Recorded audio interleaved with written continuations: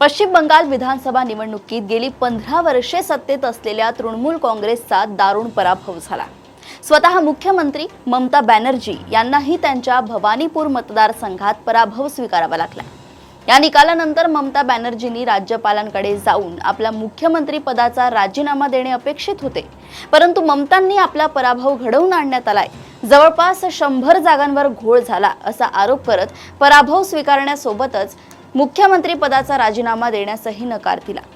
ममता बॅनर्जीच्या या भूमिकेमुळे संवैधानिक पेच निर्माण होण्याची शक्यता आहे अशी चर्चा सुरुवातीला होती, परंतु संविधानातील तरतुदी बघता त्यांच्या या दुराग्रहाचा पुढच्या राजकीय घडामोडींवर कोणताही परिणाम होणार नसल्याचे स्पष्ट दिसतंय।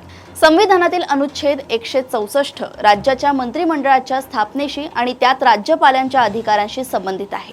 अनुच्छेद 164(1) नुसार मुख्यमंत्री राज्यपालांच्या इच्छेपर्यंत पदावर राहू शकतात।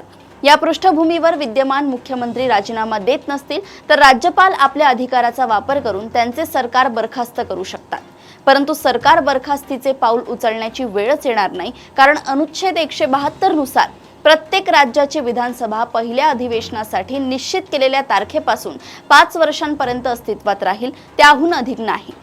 5 वर्षांच्या उक्त कालावधीच्या समाप्तीचा परिणाम विधानसभेचे विसर्जन होईल। त्यानुसार विद्यमान विधानसभेचा कार्यकाळ 7 मे रोजी संपत आहे।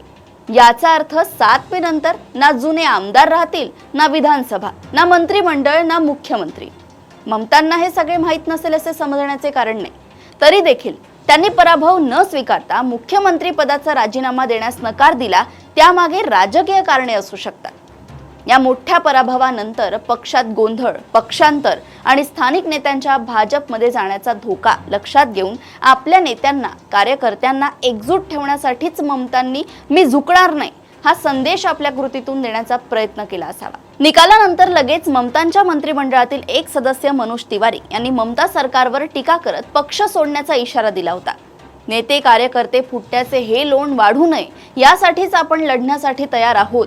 तृणमूल काँग्रेस संपलेली नाही, आपण पुन्हा उसळून वर येऊ हे सांगण्याचा प्रयत्न ममता करतायत। पराभवानंतर त्यांनी तत्काळ राजीनामा दिला असता तर अप्रत्यक्षपणे पराभव स्वीकारल्याचा संदेश केला असता। त्यातून कार्यकर्त्यांमध्ये नैराश्याची भावना पसरली असती। हे टाळण्यासाठीच त्यांनी आपण पराभूत झालो नसून आपल्याला केंद्राच्या अखत्यारीत असलेल्या यंत्रणांनी कट रचून पराभूत केलंय असे नॅरेटिव्ह तयार केले। शिवाय ममतांनी सहज पराभव स्वीकारला असता तर त्यांचे राष्ट्रीय राजकारणातील महत्त्व देखील कदाचित कमी झाले असते। ते तसे कायम ठेवण्यासाठी त्यांना आपला लढाऊ बाणा दाखवावा लागणार आहेच।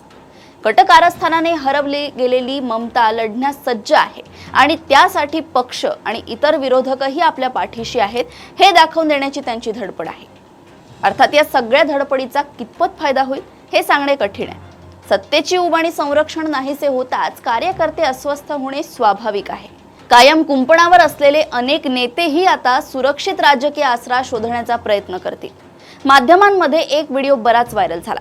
त्यात काही कार्यकर्ते भाजपचा झेंडा नाचवत घोषणाबाजी करताना दिसत होते आणि बाजूला उभ्या असलेल्या 2 स्त्रिया कालपर्यंत हेच कार्यकर्ते टीएमसीचा झेंडा नाचवत होते असे म्हणताना दिसतायत। ही वस्तुस्थिती आहे की तृणमूलचे अनेक कार्यकर्ते गाव पातळीवरील नेते सत्ता असल्यामुळेच तृणमूल सोबत होते, त्यांची काही वैचारिक बांधिलकी नव्हती। आता सत्ता बदलताच त्यांचीही भूमिका बदलणार आहे। हे रोखण्यासाठीच ममता आक्रमक भूमिका घेत आहेत, परंतु आता त्यांना रस्त्यावर लढणाऱ्या कार्यकर्त्यांची कितपत साथ मिळेल हे सांगता येत नाही। अशाच घडामोडी व अपडेट सोबत पुन्हा भेटूया देशोन्नती संपादकीयमध्ये। बघत रहा देशोन्नती। नमस्कार।